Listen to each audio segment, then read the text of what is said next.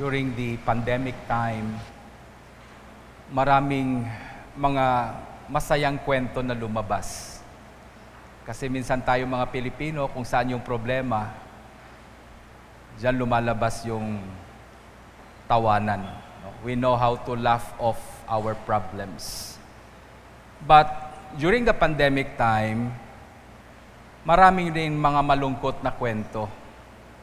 Okay? There's so many sad stories that we've heard. And one of those stories na narinig ko was coming from an OFW na hindi siya makauwi. Then, after a while, a few months, nalaman niya na lang yung asawa niya, yung anak niya, may COVID na. So, nagpumilit siyang umuwi talaga. But there's no way for him to go home. Di talaga siya makauwi. And so, what he did was, sa sobrang lungkot niya, umikot na lang siya ng umikot doon sa syudad nila na marami ding COVID. Until finally, na COVID din siya. So when he was confined, gumawa siya ng sulat, a letter he wrote for his wife and his children. Ito lang yung sinabi niya, I'm sorry, hindi ko na kaya. Then he committed suicide. Nag-suicide siya. Gumaling yung asawa niya, gumaling naman yung anak niya, nag-open na yung city nila, pwede na siyang umuwi. But tapos ng lahat, nagpakamatay na siya.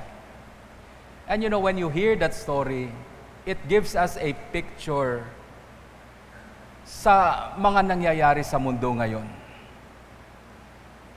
When we lose our hope, pag nawalan ka ng pag-asa sa buhay, then life becomes so dark.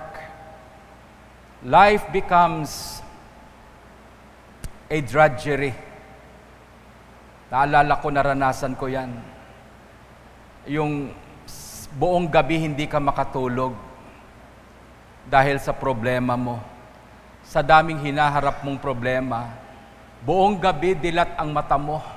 Pagod ang katawan mo, gusto mo nang matulog. Hindi ka makatulog sa kakaisip ng mga problema. You cannot sleep anymore. And ang problema pa dyan, pag hindi ka makatulog, you are so overwhelmed by your problems, ang haba ng gabi. Parang walang katapusan ang gabi. Gusto mong sumikat ng araw, pero ang haba ng gabi na yan. Pagdating naman sa umaga, pagising mo, balik ka sa trabaho, hinihila mo na lang yung paa mo, pumunta sa trabaho. Pagdating mo sa trabaho, ang bilis ng oras, gabi na naman. So when nighttime comes, here you are again, lying in your bed, paikot-ikot ka sa kama mo, nag-iisip, balisang-balisa sa problema. You know? Life becomes a burden. And I share this with you kasi I'm not so much concerned sa atin mga adults. Naaawa ako sa mga bata. Naaawa ako sa mga youth, mga young people natin. Because that is what they're also going through in life. And our gospel today speaks so much on the secret. Anong gagawin natin pag ganito ang buhay natin? Tinuturo dito. Kung sana tingnan lang natin yung sinasabi ng Diyos, makinig tayo sa sinasabi ng Diyos, there are so many things in life that we can avoid. So many problems. Our gospel,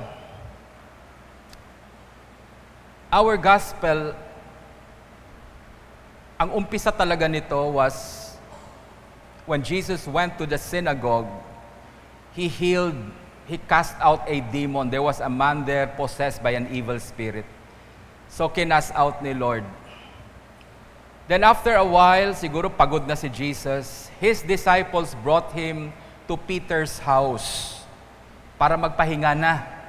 Buong araw na siya nagtuturo sa sinagog. dinidemonyo pa siya. Nakakapagod kaya yan. And so dinala siya ni Peter dun sa bahay nila. When they arrived there, Peter's mother-in-law was sick. May sakit pa yung mother-in-law ni Peter. And Jesus had to lay hands on her. And you know, the good part of the story is that bumangon yung mother-in-law ni Peter at naghanda ng hapunan nila. Pinakain sila. Okay? So, you just imagine Jesus, whole day ang trabaho niya. Synagogue, teaching the whole day. And, you know, praying for those who are sick, casting out the demons. Pag uwi niya sa bahay, meron pang may sakit doon, pray niya. Then, here, eto na yung gospel natin. After he healed Peter's mother-in-law, now the people knew that Jesus was staying in that house. Dinala nila lahat ng may sakit, dinala doon sa bahay na yan. Hindi lang yung may sakit, pati yung may mga demonyo. And here comes Christ. We see the picture of God. God does not turn away a person who is in trouble. Ugali ng Diyos yan. Hindi ka talagang tatalikuran ng Diyos pag may problema ka. Even at an hour na mahirap, the Lord will always be there for you. Pwede namang sabihin ni Jesus, pwede ba kayong umuwi na muna, bukas na lang, pagod na ako? He could have said that. But no, Jesus did not say that. He is tired, pagod na siya, because He's not just the Son of God, He is also the Son of Man. Tao din siya, napapagod din siya, naaantok din siya. But at that particular time, because of His compassion, He started to minister to the sick. And sabi pa dito, the whole city came to His house. Ay, hindi ko alam kung gaano kalaking city na yan. Okay? Buong bayan pumunta dun. And Jesus prayed for them, one by one, casting out demons. Ginawa niya ng whole day. Supposedly, sa gabi, tulog na tayo, nagpapahinga tayo, for the following day, for us to be rejuvenated. But here comes Christ, ministering to them, casting out the demon, healing those who are sick. Then, early in the morning, nung natapos na siya, gumaling na lahat ng dinala sa kanya. He was cast out all the demons already. Supposedly, dapat bagsak na siya at matutulog na. But the scripture says, early in the morning, what did He do? What did Jesus do? He went out to a solitary place where everyone was still sleeping. He departed to a solitary place. A place where He could not be disturbed. A place He had separated for Him to be with His Father. Pumunta siya doon. And anong ginawa niya? He started to pray. Okay? Now, what can we learn from this? The following day, nakita natin sa gospel, nandun na yung mga apostles. Sabi ng mga apostles, halika na, hinahanap ka na namin. Marami na naman tayong pasyente. Okay? So sabi niya, Jesus, sikat ka na dito. You know, kilalang-kilala ka na dito sa barangay natin. You know, marami na naghahanap sa'yo. You know, let's go. You know, ito na yung pagkakataon natin, makilala tayo. And you know what Christ said? No. Let's go to the other towns. Okay? Let's go to the other towns. And I will have to preach to them the gospel also. Okay? For this is the purpose why I came here. You see, life becomes a drudgery. Life becomes a burden when we lose that sense of purpose. Pag hindi mo na alam ang dahilan kung bakit nandito ka at bakit yan ang ginagawa mo, mapapagod ka dyan. That's why, with so much activity in the world today, yung mga bata, tinitingnan ko lang yung mga bata, assignments, nako, matutulog na lang yung bata pag uwi sa bahay, bigyan pa ng assignment. Paano matutulog yan? Mabuti pa yung ibang bata kasi ibibigay lang sa nanay. Oh, nay, tulog yung bata, nanay naman yung magpupuyat. Kukuha ka ng dahon, idodrawing mo yung dahon, isusulat mo kung anong klaseng dahon, name the parts. So makikita mo sa gabi, may mga nanay dun sa labas, naghahanap ng dahon.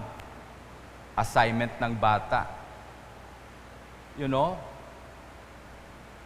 There are so many people stressed out. Nagninegosyo ka. Ang kinikita mo ganito kaliit sa negosyo mo. Yung baon na hinihingi ng mga bata, ganito kalaki. Papagkasyahin mo yan, kakain pa kayo araw-araw. It's so stressed out. Every day we toil, we work. Some people go to their offices, pumupunta sa opisina, iniisip na nila, sana mag-retire na ako. Pagod na, pagod na. Okay? Life becomes a burden. Life becomes a drudgery. Why? Because we lose the sense of purpose. That's why, pag masyado tayong busy at nawawala na yung sense of purpose natin sa buhay, we lose also the meaning of life. Nawawala yung lasa ng buhay. Naranasan nyo na ba yung kumakain kayo na walang lasa? Pangit, di ba? Oh, ganun din. Nabubuhay ka, walang lasa ang buhay mo. Every day you wake up, eto na naman, haharap ka na naman ng problema, haharap ka naman sa circumstansya ng buhay, walang kalasa-lasa. You get tired. Why? Because we lose the sense of purpose. And when you lose that sense of purpose, you lose your sense of meaning.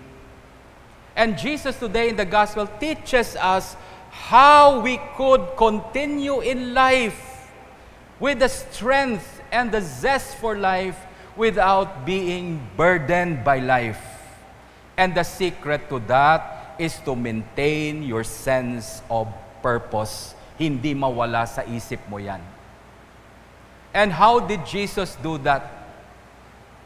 How did Jesus, in the midst of the many activities and the many things He needs to do every day, how does He continue to maintain that sense of purpose? How? By prayer. Prayer is not just an activity of your life. Prayer is supposedly our life. When we do not balance our active life, we do not balance it with prayer, there will be an imbalance in our life and our life will not be tranquil anymore. Si Jesus, after He ministered, kagulo-gulo ng buhay niya, He spends time in prayer and the following day, He walks in tranquility. Walang panic, walang kaba, walang worry. He maintains the tranquility of life. Why? Because he knows his purpose. Kaya nung sinabi ni Peter sa kanya, alika na, trabaho na tayo. Marami ng tao naghahanap sa'yo. Sabi ni Jesus, no, I'm going to help other people as well. Di ako magpapasikat dito sa lugar na to. I will continue with my work because this is my purpose. Sinabi niya. Maintain. Jesus is always focused on His purpose. That's why hindi siya nagiging burden sa buhay.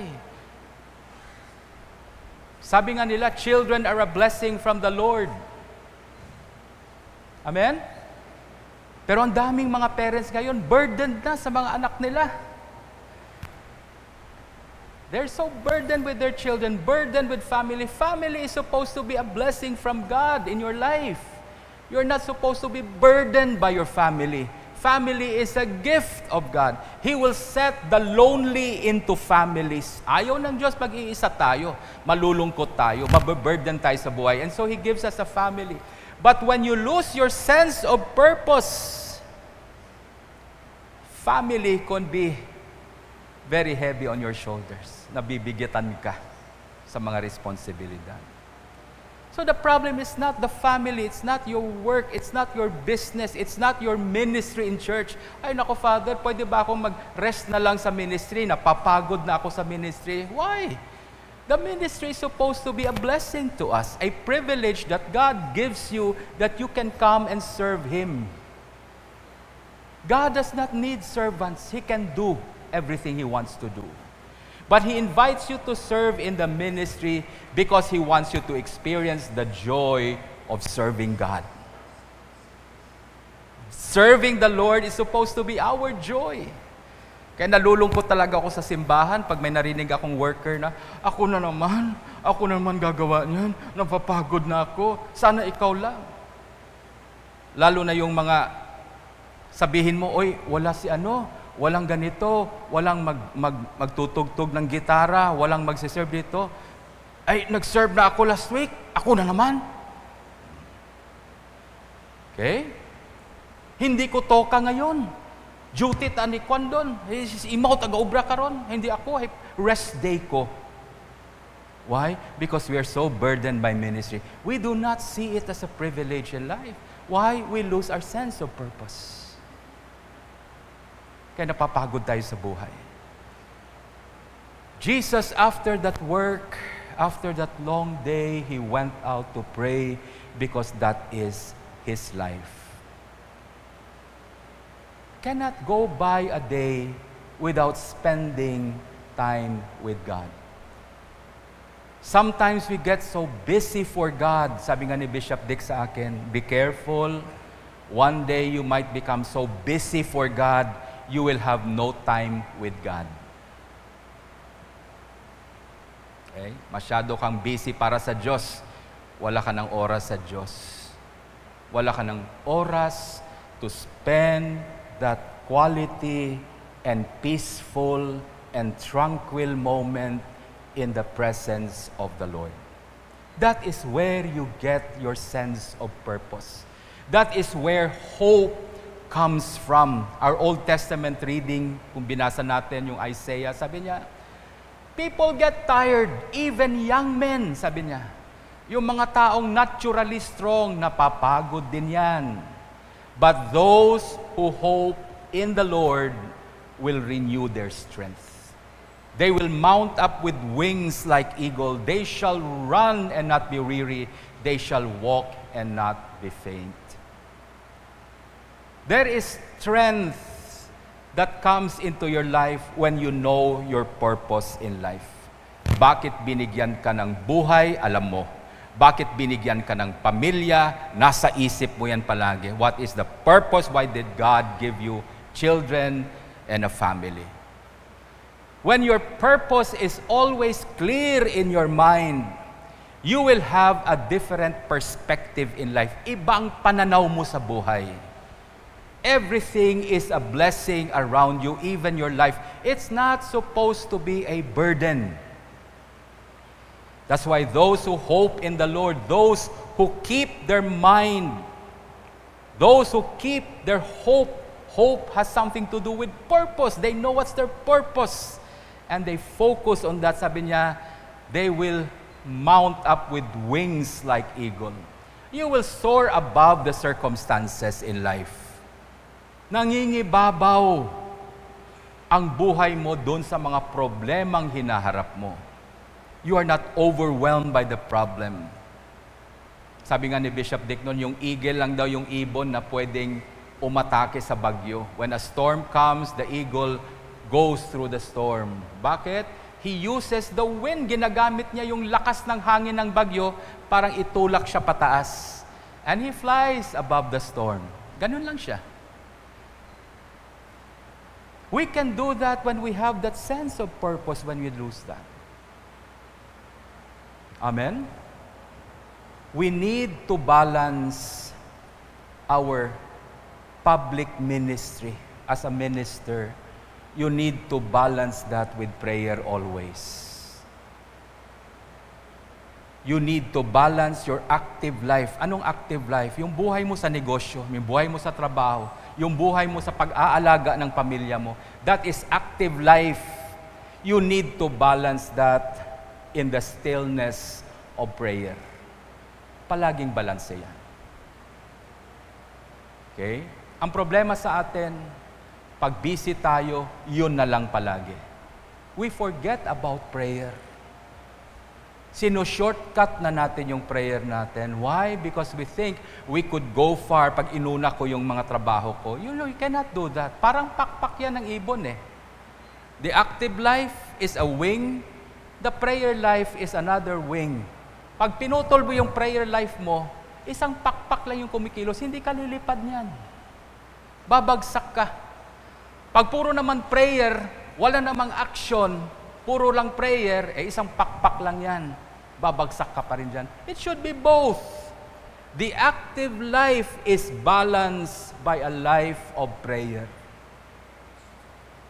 The active life is balanced by a tranquil and still presence of the Lord in prayer. Saint Paul, naalala ko, before I forget yung second reading natin. When Saint Paul was converted to Christianity, nung naging Kristiyano si Saint Paul, he was so filled with purpose in his mind. Alam mo yung ginawa niya? He would go to the ends of the earth to preach the gospel. Bakit? He knows his purpose. He was not afraid to face stoning to death.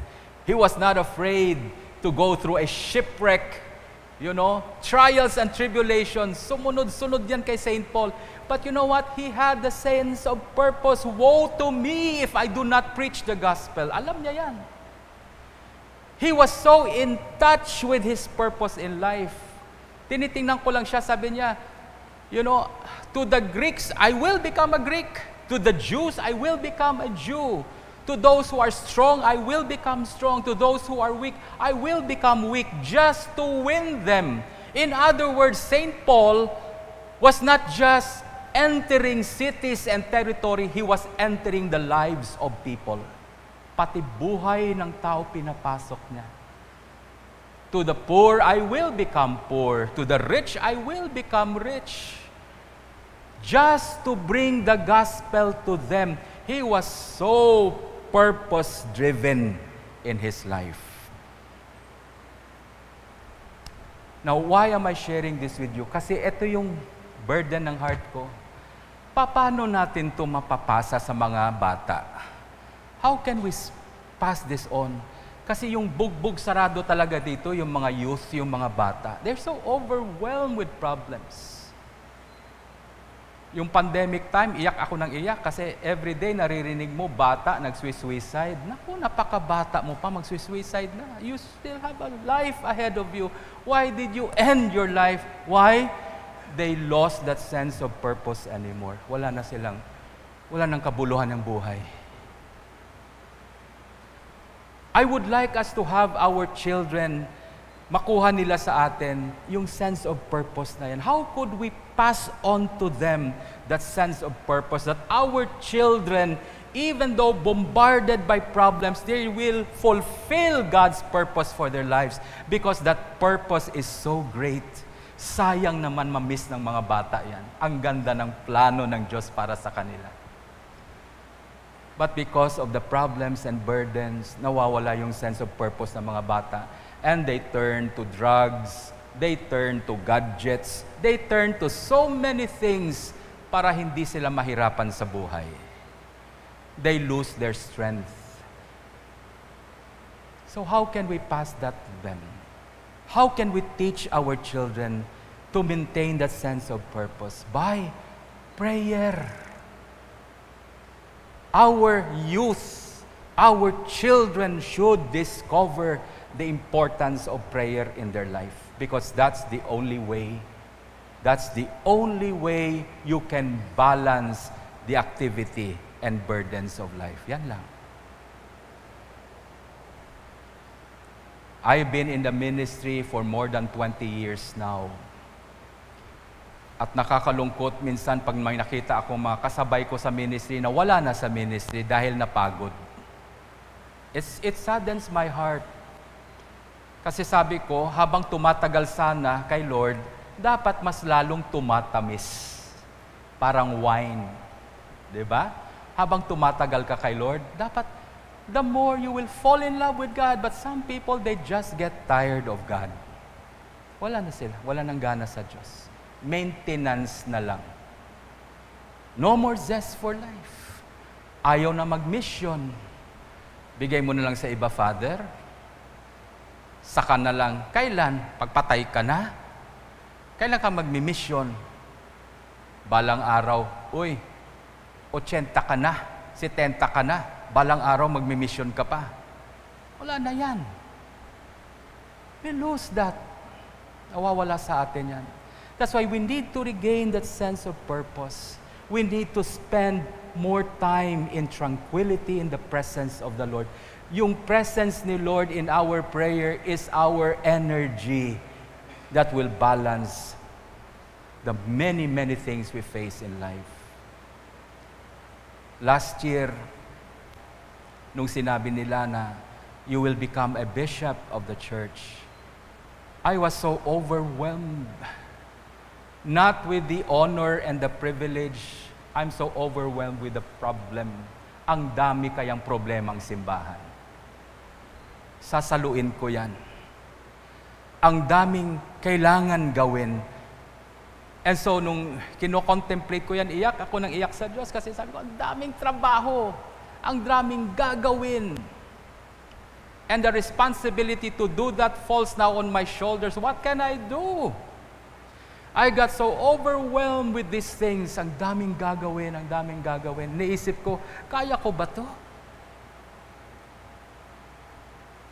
But then I was reminded, tinuro sa akin ng bishop natin, sabi niya, when you don't know what to do anymore, you just surrender. Tell God, I give up. Now, let God, let go, and let God. So I spent my time in prayer. I would spend, sometimes nawawala ako sa simbahan, hindi niyo ako makikita sa simbahan. I go to a place and I just stay with God until you regain that sense of purpose. Amen? Yan ang dapat natin gawin sa buhay. If we can do that, pass it on to our children. Turuan natin sila magdasal. Paano natin sila turuan magdasal? Well, magdasal tayo kasama nila palagi, kung pwede. If you can pray with your children, don't just teach them. Huwag mo lang sabihin, oh, mag-pray ka ha, importanteng prayer. No, you take them, you sit down with them. Lalo na pag kumakain, sa gabi, nandyan yung mga bata, pray with them. Because they get the habit. They get that from you. Children listen with their eyes. Ang mga bata nakikinig sa mata nila. Pag hindi nila nakikita, bingi sila. Wala silang magagawa. But if they can see that in your life, they see that every day in your life, that would teach them. Amen? And we know that if they would spend time in prayer, if prayer becomes a vital part of our youth, no matter what the circumstances later on they would face, they would always have a sense of purpose. At kakayanin nila yan. They will not be overwhelmed by the burdens and the cares that comes with life. Because they have that sense of purpose. And it can only happen when you spend time with God in prayer. Please stand.